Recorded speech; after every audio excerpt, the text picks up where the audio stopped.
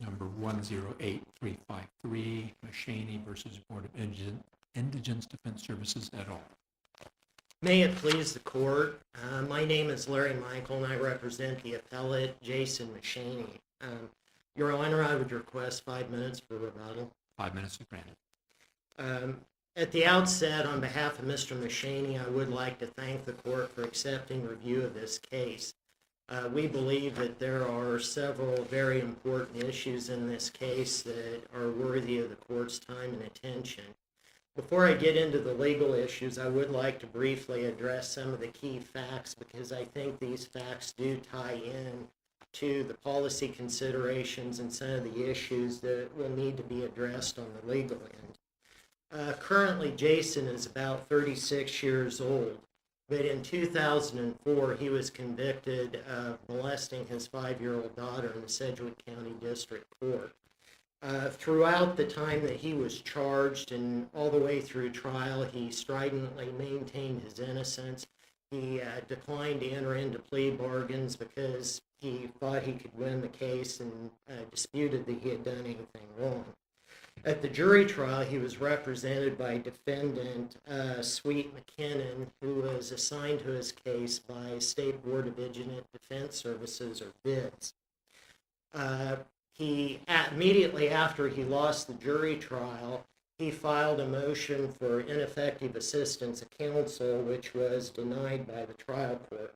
He then appealed that underlying conviction, and on the appeal was represented by a second attorney appointed by BIDS, Ms. Gerard Brady. Interestingly enough, on that appeal, Ms. Gerard Brady never raised the issues of ineffective assistance of counsel, and the case was affirmed.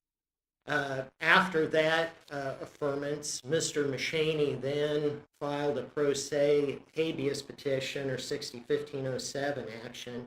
Counsel, if I can just stop you. I'm sorry to interrupt, but we know the facts, we know the procedural history, so I'd rather get to the issues. All right. What's your current position on whether BIDS can be sued? We believe, well, first off, our current position is that the law is undecided.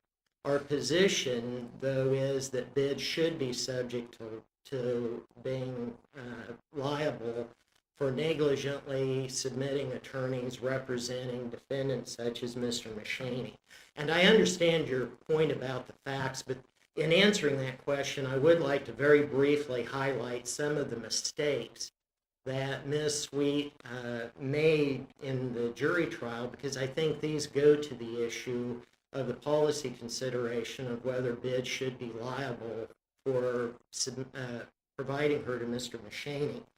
The one error that just baffles me as a civil trial attorney is Ms. Sweet McKinnon had a letter from a Dr. Gilmartin, who is a child neurologist, who had several opinions that would have been very helpful to Mr. Mashaney's case.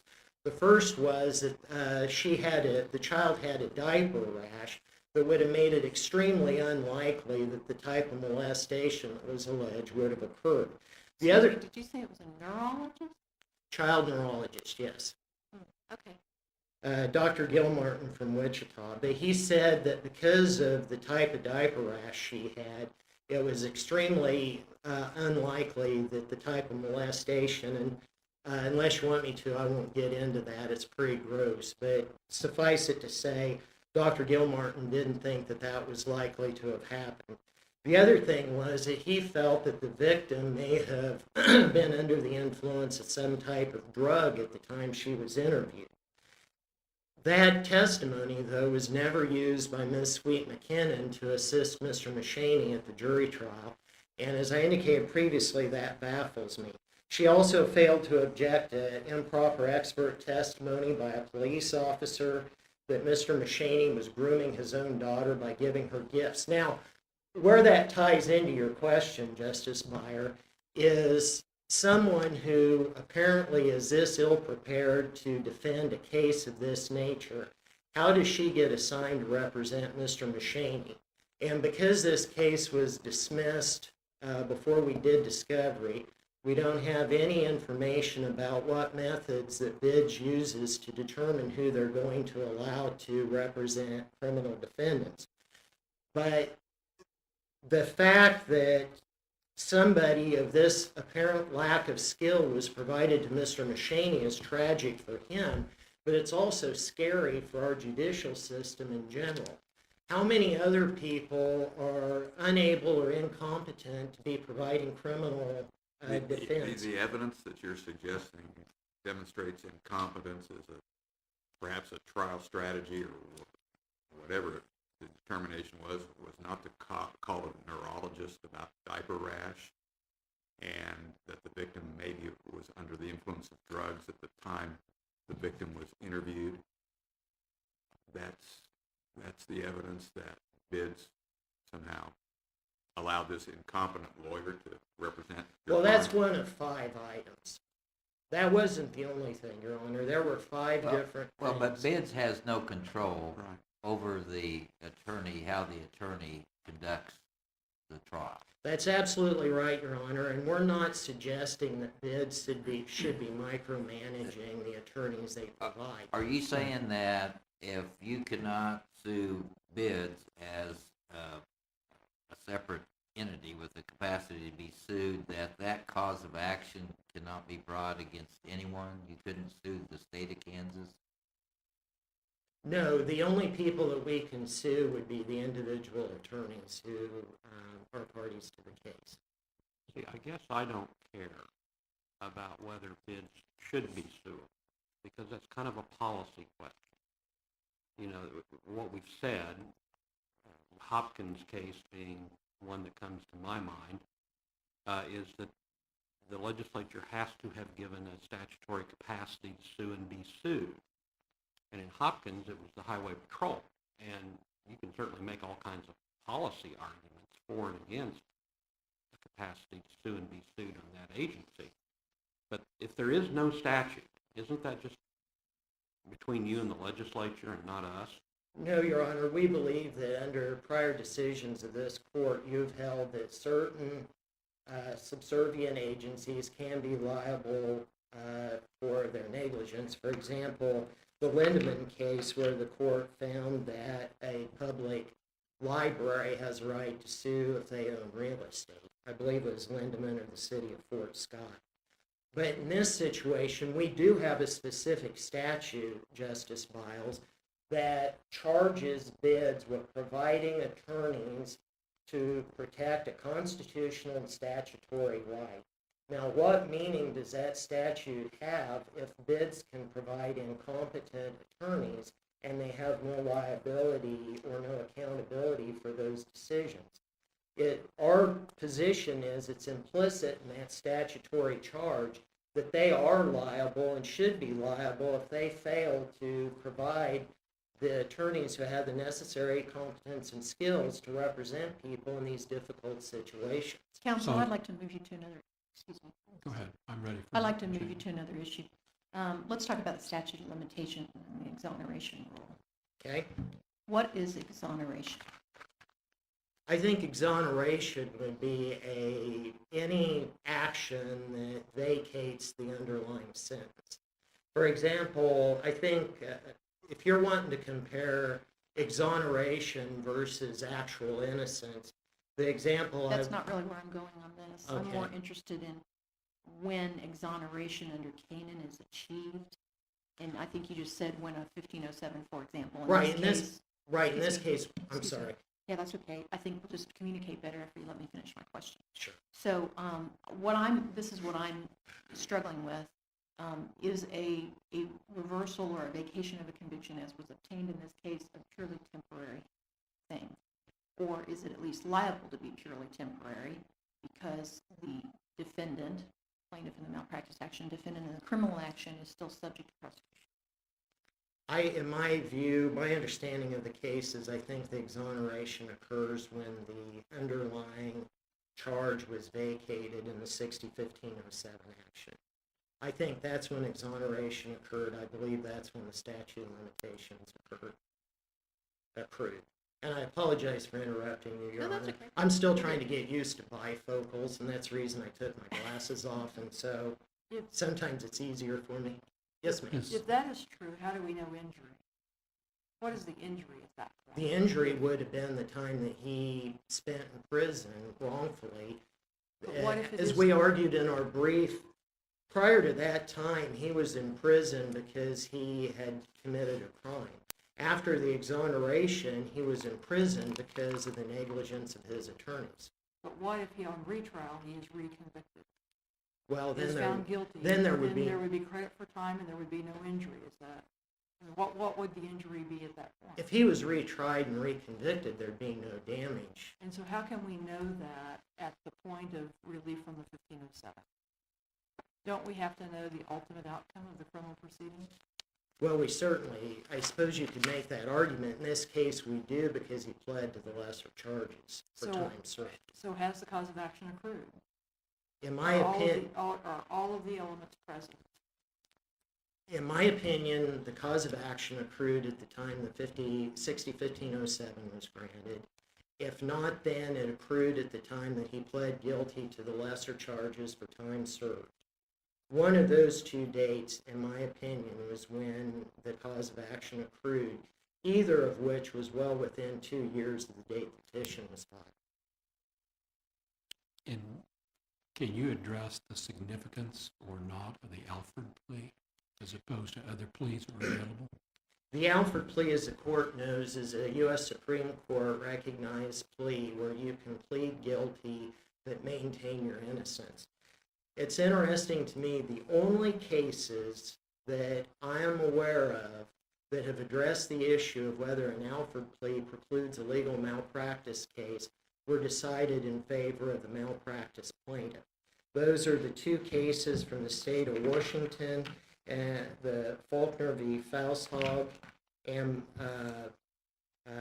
Clark v. Baines. Those are two different cases from the state of Washington, and a federal decision from the Southern District of Ohio, McCoy v. Board of Education, where the court said an Alford plea is tantamount to a plea of no contest, thus precluding collateral estoppels in a subsequent civil action. But they don't have the Kansas statute, do they? No, Your Honor. But we do not believe there's a meaningful distinction between the statute. Regardless of how you look at it, the Alford plea was a mechanism for maintaining innocence while he resolved the underlying case.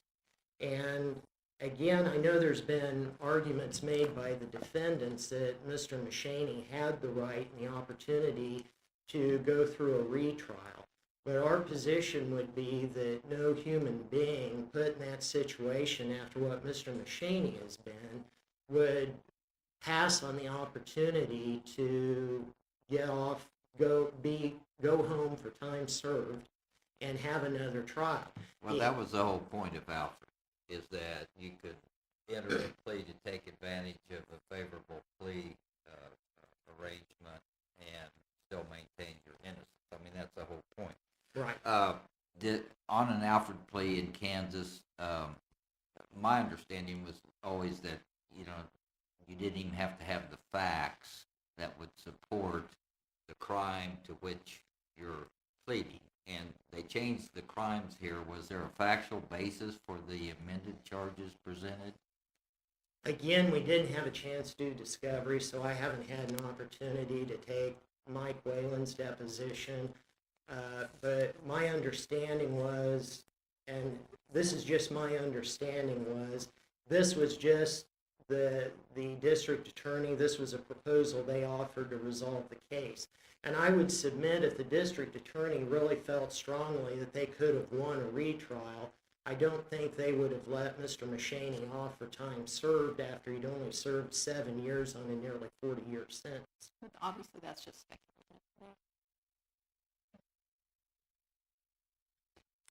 Any further presentation? Do you want, before you sit down, do you want to address the actual innocence requirement that the Board of Appeals decided should be imposed on a malpractice plaintiff where the underlying malpractice arises in a criminal case? Your Honor, we believe this court has made clear that that you have adopted an exoneration rule as opposed to an actual innocence rule. And I do agree with much of the dissent's opinion in the Court of Appeals decision. If we're going to require a civil plaintiff to prove actual innocence, that's a burden that no other type of plaintiff is required to carry. And as we all know, as a matter of logic, you can't prove a negative. How do you prove you didn't do something? I think the exoneration rule is much better because if it's easier to prove whether or not you would have won the trial, that I think is manageable, can be done. But to prove that you actually were innocent of something, I think that's a pretty high burden to impose on a plaintiff. Here you were out on a motion to dismiss or motion for judgment on pleadings, is that right? Correct. So, as you mentioned, you didn't have discovery. What is the state of the record? The Court of Appeals said that even if, the Court of Appeals said, assuming the adoption of an actual innocence requirement, it was acceptable for you to be out of court on a motion to dismiss because you failed to come forward or failed to make a record that they could rely upon. What's your response to that criticism? Well, I don't know how we could have made any more of a record than we did at the status the case was in, Your Honor. The plea to which the whole issue before the trial court and the Court of Appeals was whether the Alford plea was tantamount to a plea of guilty, and so that was the whole focus, was that plea. And I don't think anybody really prior to that time had suggested, because we did not have the opportunity for discovery, but for that issue, we would have the opportunity to do discovery and depose Mr. Whalen, develop testimony. For example, did you allege actual innocence when you filed your case? To be honest with you, Your Honor, I don't recall if we alleged, if we used the term actual innocence. I can tell you that in the petition and throughout the briefing, we have maintained that Mr. Machaney states that he is innocent. Other than entering into the Alford plea, Mr. Machaney has not done a single thing inconsistent with maintaining his innocence. And to clarify, the Alford plea, you don't have a record of that plea? You're not certain that there was a factual basis? I mean, typically at a plea, in a felony case especially, there's a factual basis that is presented in which the court thereupon can find guilt to the amended charge. And you don't know if there was and generally it's the factual basis that gave rise to the plea in the first place. But you don't know if that was recited on the record? I do know it, Your Honor. I might have at one time, but this case has already been going on for about 4 years, and I can't recall whether we had that or not. But it was uncontroverted that he entered into the Alford plea and has maintained his innocence. And it was my understanding the whole point that Mr. Whalen advised him to enter into the Alford plea was so he could pursue this claim.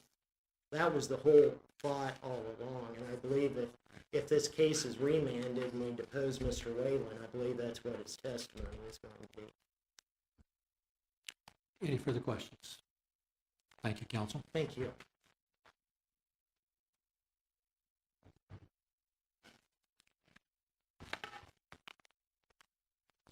May it please the court, Marty Snyder, Assistant Attorney General, appears for the State Board of Indigence Defense Services.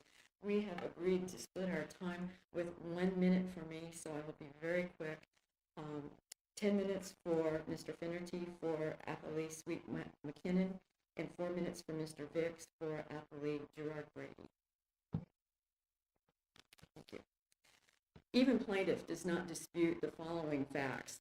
First, that the board is a subordinate administrative agency of state government.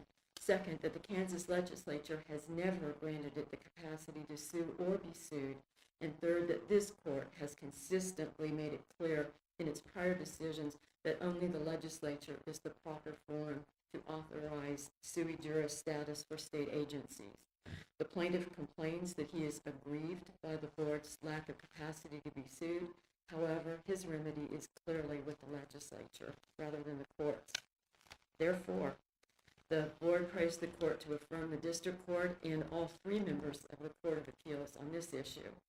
Further, on the two issues of first impression, the board respectfully requests this court to affirm the majority of the Court of Appeals as to the elements required for a legal negligence cause of action, and to reverse the Court of Appeals regarding accrual of this cause of action for statute of limitations purposes. Thank you. Any questions? With regard to the accrual, if actual innocence is required, if the person has to be actually innocent in order to bring a malpractice claim against his or her trial attorney, why isn't the conviction the point at which the damage occurred? Because an innocent person that's convicted has immediately been damaged, and just like in a medical malpractice, we don't wait until the full medical recovery has occurred before you can sue. I mean, you may want to get the most damages, but all the elements are there right upon conviction. This plaintiff took out that factor. He removed the ability for us ever to determine innocence. And so that element of the cause of action will be forever missing, I believe the law is. And maybe the statute, maybe Well, you're not it hasn't understanding my accrued yet. question. If we are going to adopt the rule that only actually innocent criminal convicts can sue for malpractice, then I don't understand why we need exoneration, because if they were innocent, the damaging act was at the time of conviction. They've automatically been damaged. We don't know how much they've been damaged till they're sentenced, etc., but there's damage there. I mean, all the elements of malpractice are available or present at the date of conviction for an innocent person. Would you agree? No, I still think the burden is on them to prove the underlying case. However, I'm going to defer to my co-counsel on that issue. Any more questions? Thank you. Thank you, counsel.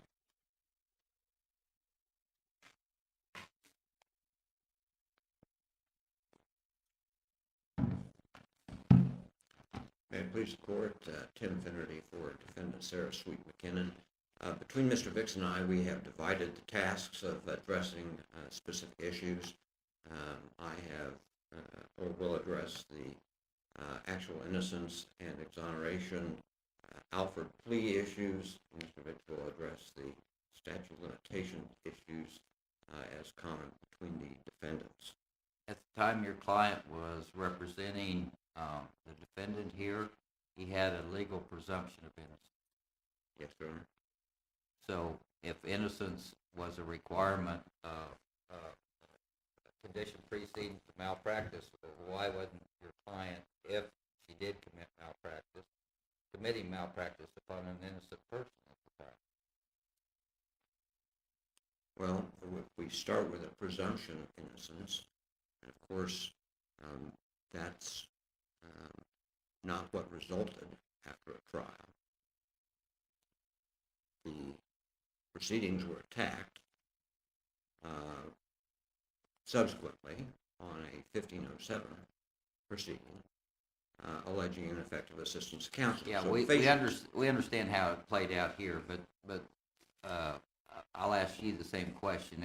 If only actually innocent people can sue for malpractice, why isn't that action, doesn't it accrue on the date that the conviction occurred? Well, I think, and again, this is outside my specific scope of preparation, but it seems to me that we have several rules in Kansas for determining when legal malpractice cause of action accrues. One of those rules is not until there has been a final judicial determination that allows the would-be malpractice plaintiff to know that he has a cause of action, then is when his cause of action accrues. it's one thing to enjoy a constitutional presumption of innocence going into criminal proceedings. It seems to me it's quite another to have those proceedings run their course before it can be determined whether or not legal malpractice actually occurred. And it wasn't until the remand of the 1507 case to the district court occurred that an evidentiary hearing took place to determine whether or not counsel's assistance was effective.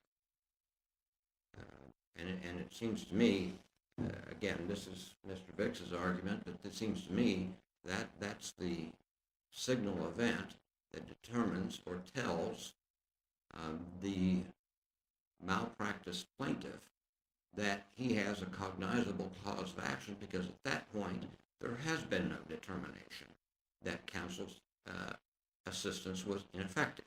Mr. Finnerty, I think that the essence of the answer is that the damages may be evident at the time of conviction, but the fact that they were caused by your client was not evident until the outcome of the 1507.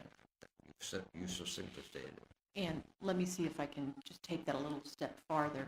Well, perhaps I should say this for your co-counsel. He's statute of limitations, right? Yeah, yes. Okay, I'll let you go. Well, you're the Alfred plea. Alfred plea. All right, what happened at the Alfred plea? I beg your pardon? What happened at the Alfred plea? I don't know. I don't know. So you're not the Alfred plea person? You don't Well, know? I mean, you don't know? I think I'm here to address the effect of the Alfred plea. Well, what underlying any plea, including a benefit of the bargain Alfred plea, is generally a factual basis must be presented. Do you know if there was one presented? The trial judge would have been derelict in his duty had he not. I understood that was the whole purpose of an Alfred plea, is that you could plead to something that was not factually supported in order to get the benefit of a bargain. I'll have to go back and read Alfred again, but Well, State v. Case, which is Justice Nuss's opinion that directly took on the Alfred plea, I think the distinction was that both a nullo and a Alfred plea assumed that the criminal defendant stipulates without prejudice, without admission, that the state has adequate evidence to obtain a conviction. But in the nullo case, chooses not to contest that. In the Alfred instance, protests his innocence, notwithstanding the apparent evidence sufficient to convict. Our problem here, of course, is he entered an Alfred plea to crimes different from those with which he was originally charged. And we don't know if that changed the calculus at all. And I can't speak to that. We didn't get into that because we took the position as a judgment on the pleadings that the Alfred plea generates a finding of guilty from the criminal court, which then becomes in opposition to a potential outcome in a civil case of not guilty. And the head-on collision then of inconsistent judgments on presumably the same facts. And Different burdens, different allocation of burdens. Okay, let's talk about actual innocence. Why is the dissent wrong? I know that he's in the minority position, but why are his arguments incorrect, invalid, or unsound? well, first of all, it's a very well-written dissent, and it challenges, it gives us pause to think about what we're about here. Judge Atchison's primary complaint, it seems to me, with the actual innocence rule is that somehow it warps the law of professional liability that is otherwise generally applicable in situations where a professional, in this case a lawyer, falls below a standard of care. This court has imposed an exoneration rule as a predicate to proceeding with a civil malpractice case. That in itself is a warp of a civil cause of action for professional negligence, because you have said that a criminal court must find that defense counsel was ineffective in its assistance, in his or her assistance to the criminal defendant. None of us in a civil proceeding would have to have any finding from any court to take $175 and a petition, go to the courthouse, and commence a lawsuit.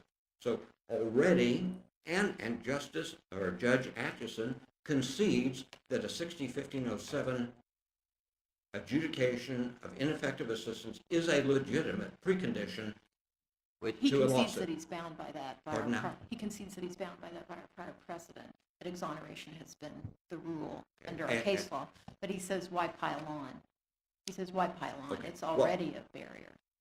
Yes.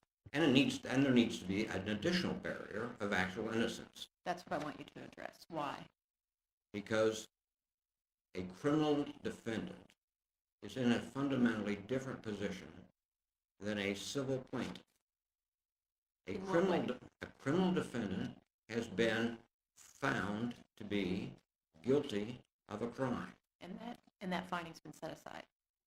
That's No, what it's not. exoneration takes It's been vacated, subject to a new possible trial. further proceedings. A new trial. So you're really arguing that exoneration hasn't yet occurred. And, I- and, because and, I and, think just, these and Justice blend. Breyer, this is really where we get into throwing around words without understanding what they mean. Exoneration really ought to mean maybe not guilty. All I we, understand, not legal guilt.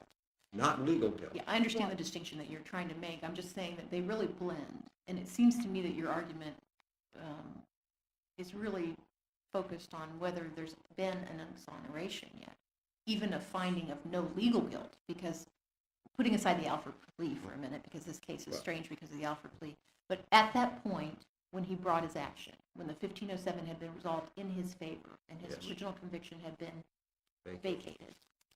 vacated, the criminal proceeding was still ongoing. He was back on the trial calendar. Correct. It seems to me that there's a good argument to be made that exoneration has not yet occurred at that point. Well, and I think at that point to suggest, even as is the precedent in Canaan, that somehow that is a green light to the criminal defendant to proceed with a civil malpractice action is incorrect.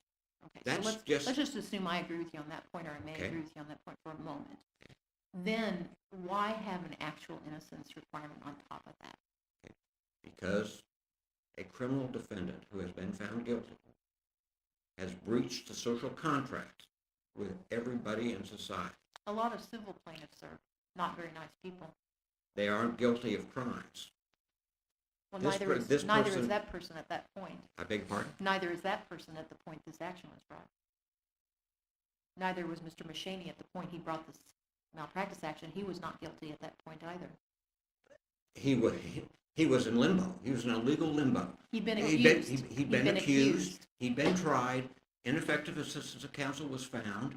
And at that point, for constitutional reasons and remedies that exist inside the criminal justice system, gave him certain opportunities to have that corrected. Well, aren't those constitutional reasons pretty important? Didn't he recover his constitutional presumption of innocence? Justice Stegall, I think that is one of the core points about why we think that a leap to a civil malpractice case at that point is not the correct jurisprudential approach.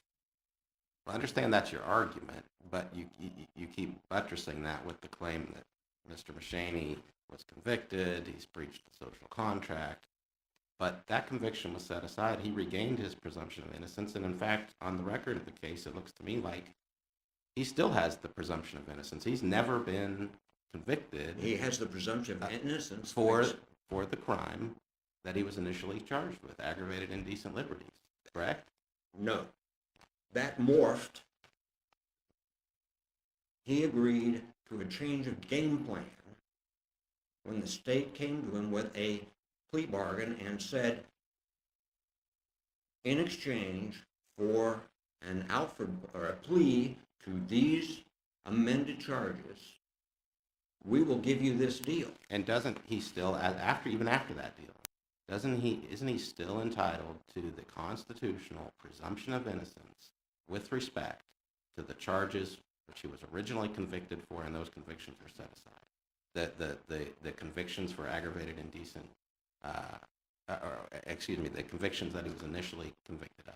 No, Why not? because he agreed with the state to an amendment of those To charges. to other crimes. To other crimes, So he, but nonetheless to crimes to which he interposed an Alford plea and was found guilty on those. He's not an innocent guy.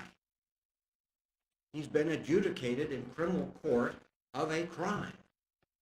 so just being convicted of any old crime means that you've lost your ability to pursue a otherwise legitimate malpractice claim. What defines the legitimacy of a civil malpractice claim under these circumstances?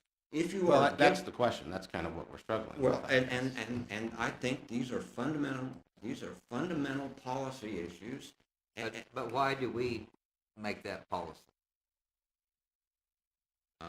Because you're the Supreme Court of the state of Kansas, and this falls in a interstice in Kansas jurisprudence where we don't have a statute that says, here's what happens.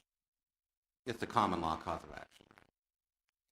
It's a common law cause of action, and this court gets to determine the parameters absent legislative action that says who and when those remedies are available. And is this question of whether or not actual innocence should be an element of this cause of action, that is a question of first impression? Yes. What if Mr. Mashani had served 3 years in prison longer than he could have served for the crime he ultimately enters the plea?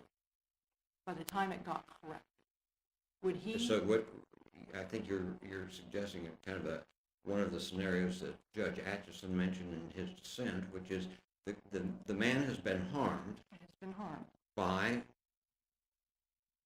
presumed legal negligence of his defense lawyer. But This is but what- is not innocent. He is guilty of And know. and I think that is the crucial difference here. This is a criminal defendant who was guilty, is guilty of crimes, and if you are in that universe, you don't get the same benefits. Even if you had effective assistance of counsel and you would have won. Because actual innocence is different than legally not guilty. Would you agree that those are not the same thing? I think there's been a conflation of that actual innocence element with a judgment of acquittal or a not guilty verdict. How, except God Almighty, who knows all things, how do we know that somebody's actually innocent? What we have is a mechanism invented by humans to try to determine whether under a set of rules someone is guilty of a crime. So what are you So arguing? how can anybody ever sue? What? If Well, only- that's not the point. The Well, point, the but point, I mean, the point, that follows from the point you just made. You just said no one can ever know, and therefore, well, and this is where I say terms in this part, in this corner of the law, have gotten confused, ill-defined, imprecise, and what we're really saying here is you must be exonerated. Okay? What does that mean? Well, there are three levels, are there not? There's exoneration, then there's legal guilt, then there's actual innocence. Is that your point? I think different things happen when facts suggest that there's exoneration, legal guilt, or actual innocence. We don't know if somebody who was brought into court is actually innocent when the jury passes a verdict of not guilty. All we know is that that means the state failed in its burden of proof, and under our system of justice, that means that person is not guilty and actually innocent Let me, as a matter of evidence and law. let me But ask another. Go ahead. In this case, it's a finding of legal guilt, correct? An Alford plea, the judge says, I accept your plea, and I therefore find you guilty. Yes. You may protest your innocence, but legally, I'm finding you guilty. Yes. That's the whole idea. Yes. But that was not necessarily the same as actual innocence. Well, it's the Or- complete opposite of actual innocence.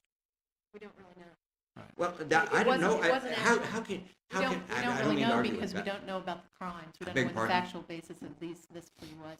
That's one of the many problems in this case, is that we don't know whether it was equivalent to actual innocence or equivalent to factual guilt on those original charges. We have no idea. Does it matter whether you have the original charges in front of you or you have That goes back to my colleague's question at the end of the bench when he said you can be convicted of any old crime and you lose your right to bring a legal malpractice action. Is that your position? well, again, absent a completely arbitrary and capricious charging mechanism that brings out of the heavens some charge that may or may not, I mean, we're assuming that before a prosecutor is a set of facts, and on those set of facts, they suggest that certain chargeable crimes can be alleged in an information or complaint, and then proceedings occur as a result of that. Not charging any old crime. Well, this, It seems very to- often, Counselor, very often the criminal cases come to us as a result of a vehicle stop.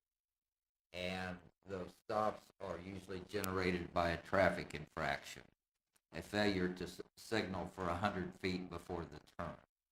And so in your statement of the law is that as long as they are convicted of that traffic infraction, doesn't matter about not guilty on the plethora of felonies that follow therefrom, the drug charges or whatever, because they have a conviction, they are not innocent. And if Well- that isn't the case, where do you draw the line? But Justice Johnson, I don't know that your hypothetical there suggests that there's a follow-on legal malpractice claim on account of the conviction on the speeding ticket. I mean, you've suggested No, there's, in order to make his the analog to this case, there would have been a conviction on some felony that grew out of that stop. Conviction that was later set aside for ineffective assistance of counsel. okay, and then what So happened assume after? that. And then what happened after that? He's still guilty of the traffic infraction. That's your analog, is it not? Correct. Okay. Then what? Or the case is sent back and he pleads guilty to the traffic Yeah. infraction. That would be the perfect one. Okay. And outright guilty, too. Alfred We'll make it pleads to easier the rather than traffic outright. infraction. Well, And I think, My- if I could help, I think the policy question that's being honed in on here is, in this hypothetical, had this hypothetical defendant had a 100% slam dunk motion to suppress based on a constitutional violation that occurred during the search of the vehicle, and that his defense attorney had just blew it. right, I mean, didn't even file, let's say. right. Obvious ineffective assistance, and those convictions are later thrown out on that Right. ground. And also, at least arguably, very close to a slam dunk on malpractice. So, as a matter of policy, as a matter of what should the elements of this common law action be, why shouldn't that defendant be able to proceed with this claim against the Okay, attorney? so if we grant your premise, it is slam dunk on motion to suppress. Why when this comes back on a 1507 on a determination of ineffective assistance of counsel, why doesn't the defendant say double dog dare you state to reinstitute those those charges? Because now that I have a capable lawyer, I'm going to win that motion. The to state may suppress. choose not to prosecute those claims because they know they won't prevail. prevail. Well, then, doesn't that amount to actual innocence at that point? He still has a traffic infraction. That- He still has a plea to a criminal offense, and that's what we're asking is, here we had lesser degrees of crime, and at what point, or does it go any crime? That was the original question, does any crime operate to preclude a malpractice? The hard line cases have said that crime or any lesser included. You've got to be actually innocent of those. I don't know that sits comfortably on the palate in the scheme of things, but at some point, My problem with just restricting to lesser included is I'm not certain we had lesser included here the way, I can't recall exactly, but I don't think they were lesser included offenses. They were just, they came up with some crimes that would fit the 72 months or whatever it was, and if they aren't lesser included and they were unrelated, okay, so if you say that he gets a pass because of a 1507 a determination the counsel was the assistance was ineffective, and he now has an opportunity for a new trial. The state presents charges that are related in some fashion or fit the facts, the underlying facts in some fashion, and the criminal defendant chooses to take those because under the terms of the agreement, he's essentially a free man from that time on. It's nevertheless an astonishing acquiescence in taking on what he knows will be a guilty plea when he in fact believes in his innocence. He was ready to go to trial and did go to trial in the first instance on those charges, on those facts, and he then hadn't when been sitting in prison for 8 years. I beg don't think pardon? it's, he had not been sitting in prison for 8 years when he went to trial the first time. It's not astonishing to me at all that someone would jump at the opportunity to get out of prison and not take the risk of a 40-year sentence, which he had been suffering under. I don't think that's astonishing. then I think, Justice Johnson, what you've got there is a head-on collision between the coercive power of the state in that position, where the fellow has to make a decision. I think it's no different qualitatively than when he first goes to trial, because he knows if he goes to trial, doesn't take a plea bargain, he faces consequences, sentencing consequences that are likely beyond those that might be obtained in a plea bargain in the first instance. What if I commit a crime, I go into court, I admit I committed that crime, we go right up to sentencing, and my attorney makes a blatant, obvious error and fails to catch a mistake in the sentencing documents regarding severity level, and I get sent to prison for a longer period than I should be for the crime I agree I committed. I am not innocent, but I have been harmed. You have And that. you would say that that defendant gets no relief because that defendant committed a crime against society?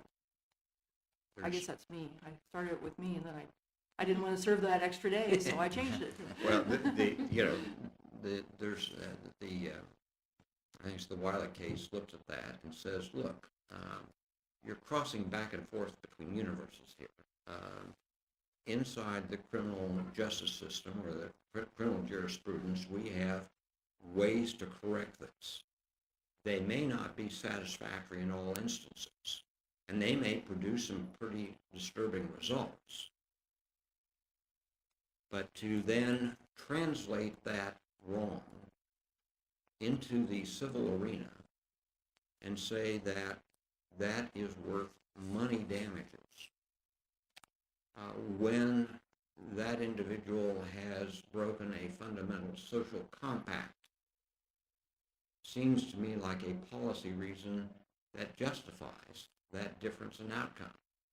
I think it seems to me it's a, Hasn't society made a contract with us when they, with the defendant?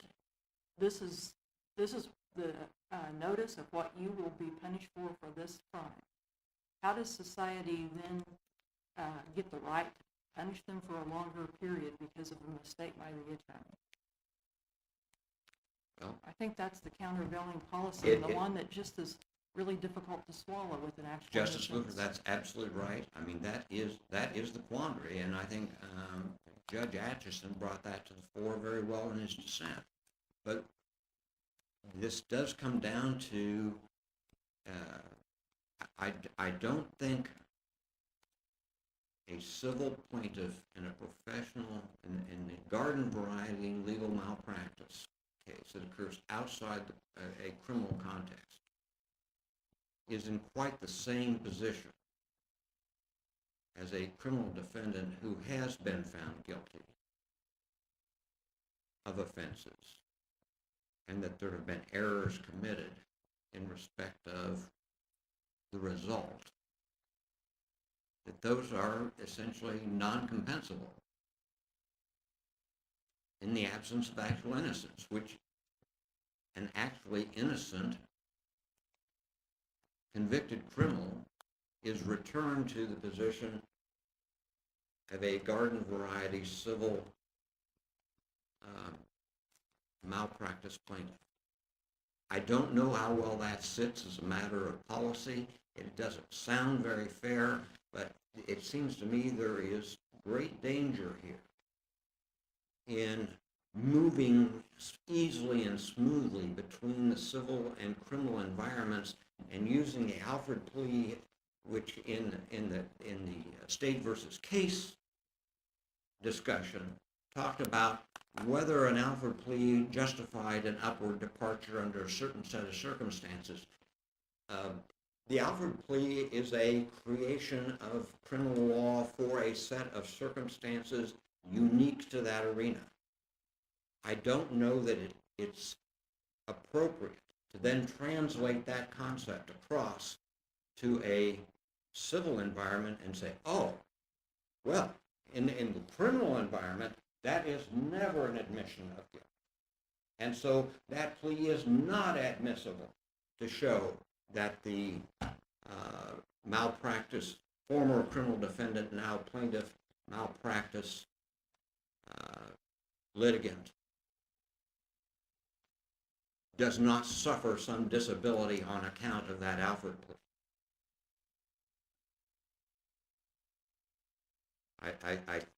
I don't know that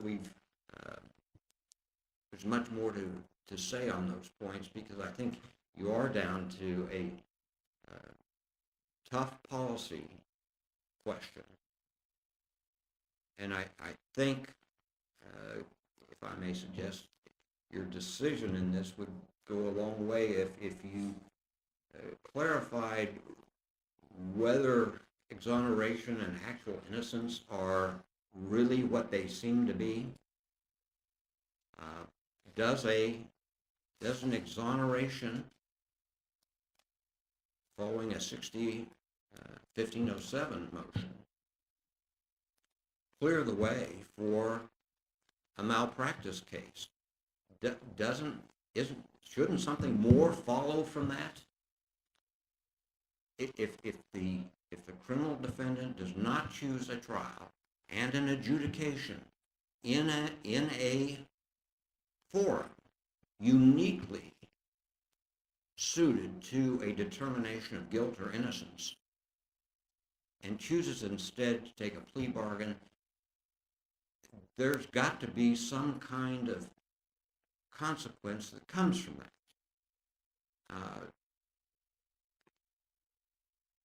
I want to get back to Sure. Justice Luker's question about sentencing, because I'm confused. Is it your position that a convicted criminal defendant who serves 6 years in prison mistakenly because of a lawyer's error and would have only served 4 years. So they spent 2 years in jail that they wouldn't have served but for the negligence of the lawyer, that criminal defendant, that convicted criminal defendant, is out of luck in the civil malpractice case. Yes or no? I'm saying, yes, he's out of luck.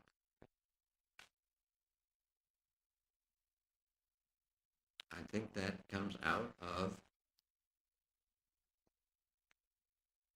whether a litigant in that position has the same right to compensation as a civil litigant who has not. Well, the rationale that they're serving, they served that other 2 years because they committed the crime rather than the malpractice is akin to saying, well, only healthy people can sue for malpractice because the fact they smoked or had bad habits, may have aggravated. So the doctor gets home free. It makes no sense to me that they're serving that 4 years because of their criminal activity, but they're serving the 2 years additional because of the lawyer. So that's where I'm having trouble with that rationale that because they're bad chaps, they have no recourse. Well, and I don't mean to be wishy-washy on this, but I think Judge Atchison correctly points out that the rules you're making here under this set of facts, I mean, we're focused on this set of facts, and they're relatively circumscribed. They don't necessarily accommodate the situation that Justice Lyles just discussed and Justice Johnson that you brought forward. But I think this is a situation where the law of unintended consequences from a reasoning off of current concepts of exoneration and actual innocence, if those aren't carefully thought through, I don't disagree with either one of you that those to serve 2 more years in prison or 15 more years in prison is not something that's shocking to the conscience, that would not be compensable. But the mechanism by which that is compensated and what preconditions come with that need careful consideration, and I'm not sure that the exoneration and actual innocence rule and the fuzziness of those terms serve the analytical framework very well. I mean, it seems to me that in Mr. Mahaney's case, to have come back after being given an opportunity to prove his innocence and instead choose legitimately, perhaps, a way out that makes him a free man, it still begs the fundamental question of, was he guilty or not? Was that a legitimate?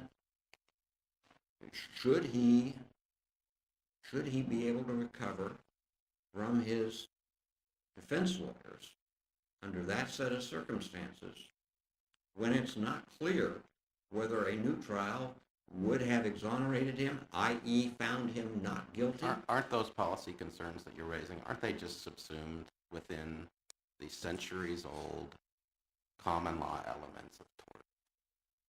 I mean, where duty, breach, causation, damages.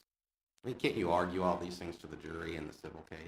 That's Judge Atchison's view, and I think it has a great deal of appeal. But I think there's a fundamental issue there about whether a criminal defendant is entitled to that kind of treatment. Any further questions? Thank you, counsel. Thank you.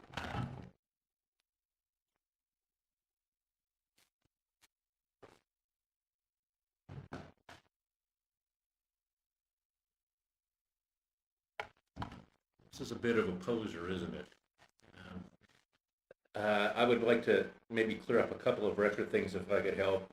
There was some question about Mr. Mahaney's charges. He was charged originally with 1 count of aggravated criminal sodomy, 2 counts of aggravated indecent liberties with a child. He pled guilty to 2 counts of aggravated or attempted aggravated battery and 1 count of endangering a child. I don't know if those are lesser included. They did arise from the same factual predicate. How do we know that? Yeah, we don't know what was on the record.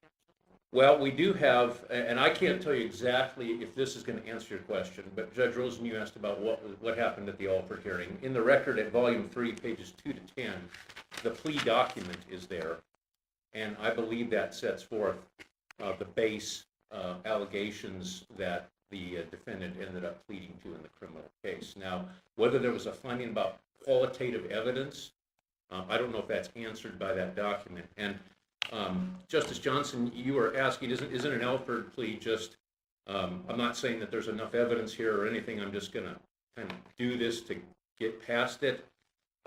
We cited on page 27 of our brief, case in the Fourth Circuit, United States versus King, and in that case the court said Alford plea is an adjudication of guilt because there must be a factual basis for an Alford plea, and such a plea can only be accepted when the record contains strong evidence of actual guilt. That is quoting Alford.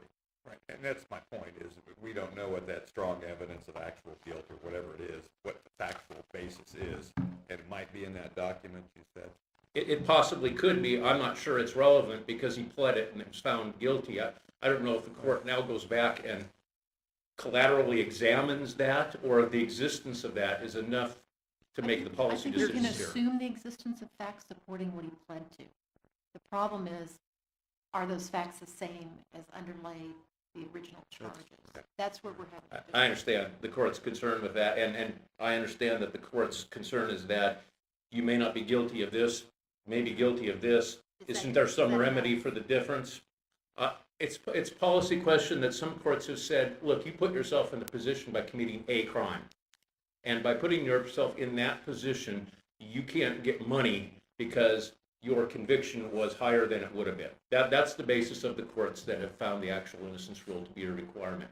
This court may come out differently. I think it needs to think hard about that and about whether there can be compensation awarded under those circumstances. But I'm supposed to talk about the statute of limitations, and I'm going to do so very briefly.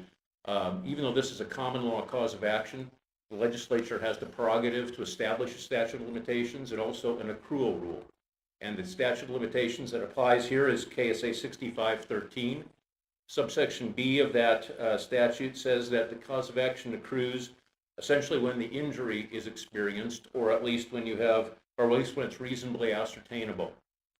In this case, I don't think there's any question that Mr. Mashani suffered an injury, and it was known to him at the time he was convicted, or at least at the time his appeal was denied from the direct conviction. The Court of Appeals essentially recognized that. They said if you look only to the statute, it would seem that this case is time barred. But the court felt they shouldn't look only to the statute. I would suggest, Your Honors, that that's somewhat contrary to what this court has been saying pretty clearly for the last few years, that you look at the statute, you apply the statute. Even if you don't like the result, you apply the statute. But that's problematic when you require the criminal court to make, find a breach of the standard of care. And that's basically what the 1507, based on ineffective assistance of counsel, is, that this attorney breached the standard of care for criminal defense. And if you could do that in the civil action, then the date of conviction makes sense. But if you have to wait until you go through the process and go through the appeal and then file your 1507, you're going to be time barred every time before you get that. What's called exoneration is nothing more than a determination of breach of the standard of care, in my opinion. That's one way of putting it, Your Honor. I don't know that I've seen it phrased that exoneration demonstrates the breach of the standard of care. That may be a fair characterization. I think, though, that if you look at the statute alone, it doesn't say that you have a cause of action when you can establish that there's been a breach of the standard of care.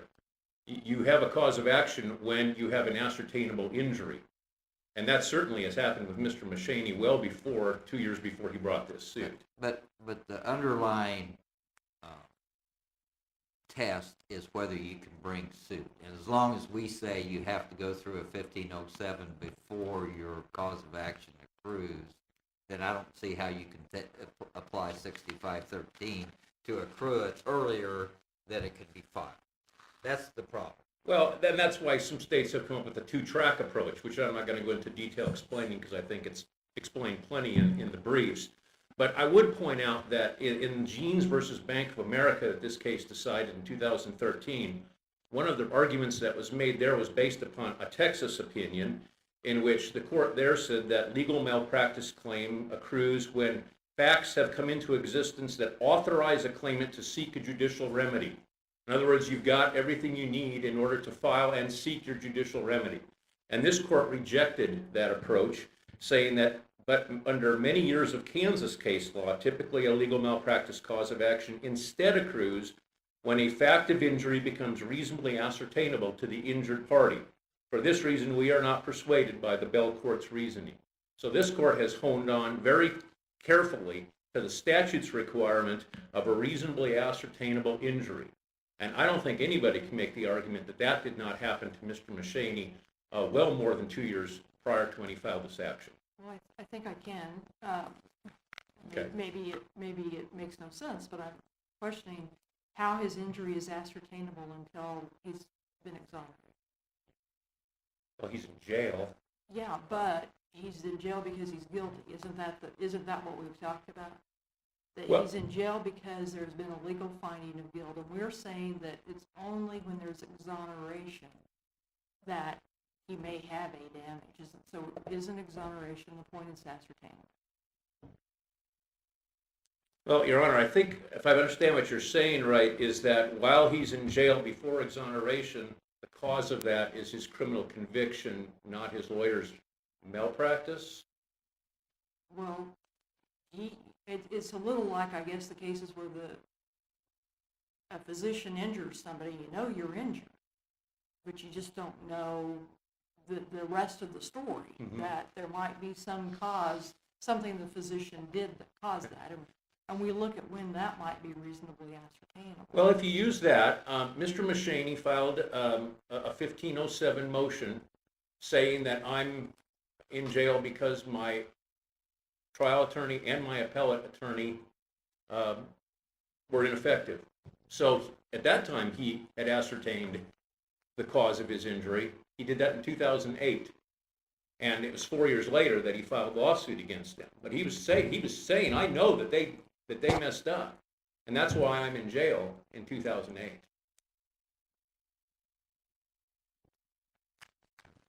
I believe that's all I have unless there are questions. Any more questions? Thank you, counsel.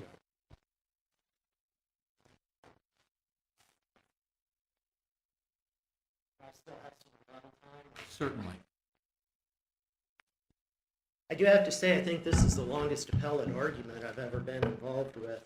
I just want to touch on something that you touched on, Justice Stagel, and also you, Justice Rosen. That is the Alford plea. And you referenced, you've talked about the impact of the Alford plea. In Kansas, there's not a statutory Alford plea. The Alford plea is a creature of case law from the U.S. Supreme Court. But a number of cases, some cited in our brief, talk about the fact that an Alford plea is tantamount to a plea of nullo contendere. If you look at the Kansas statute, KSA 223209, subparagraph 2, it describes the effect of a plea of nullo contendere. And it specifically says that when a plea of nullo contendere is accepted by the court, a finding of guilty may be adjudged thereon. The plea cannot be used against the defendant as an admission in any other action based on the same act. So based on statute, Mr. Mashaney is entering into the Alford plea, which if we agree is tantamount to a nullo contendere plea, means that by statute, that admission cannot be used against him in the civil action. Now, Mr. Finnerty, who did an excellent job arguing his client's position, made an interesting reference when he was questioned, when he was talking about we've got trying to cross universes because we've got the criminal case universe that Mr. Mahaney was trying to deal with, and we also have the civil case universe.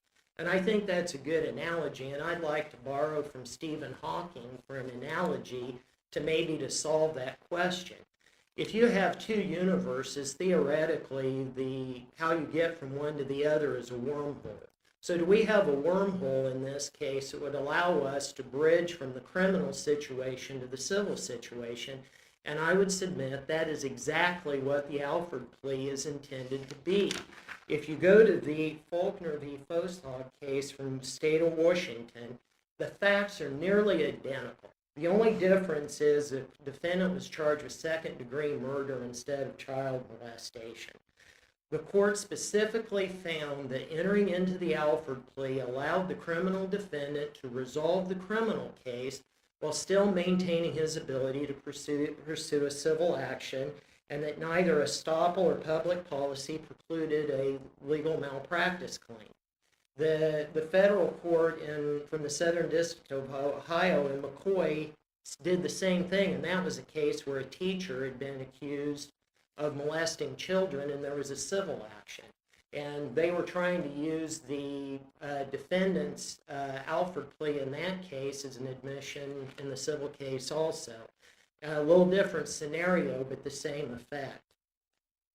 In summary, we believe that the Alford plea was a legally recognized mechanism to allow Mr. Mahaney to resolve the criminal charges that he was being faced with under very difficult situations. As Judge Johnson indicated, who wouldn't take advantage of that opportunity to get out of jail after being in there 8 years? That's more than realistically to ask somebody to do. And then in particular, and Justice Breyer, this is the reason I wanted to talk about some of the actual acts of negligence by the defendants. After he had had that experience, how can we blame him for being concerned about what would happen if he went through another trial? The other thing I want to conclude with is during the defendant's discussion, there's been a certain amount of, and I don't think this is intentional, I think it's just advocacy, but suggestion that it's just an allegation that the defense attorneys were negligent. It's a matter of law of the case. It's uncontroverted for purposes of this appeal that not one but two of the attorneys assigned to Mr. Mahaney by bids were constitutionally deficient. That's not a question. We have these other interesting legal issues, but there's no question about the fact that he received constitutionally deficient representation by two different attorneys, not one. And the one who represented him at the trial court level, it was multiple, what I would consider egregious mistakes. Based on those facts, we would urge the court and implore you to allow Mr. Mahaney to pursue his legal remedy against those two attorneys and remand this case for discovery and trial. Unless you have additional questions for me, that's all I have. Any more questions? Thank you, counsel. Thank Thank you you. all for your arguments this morning and this afternoon. Court will take this matter under advisement. Now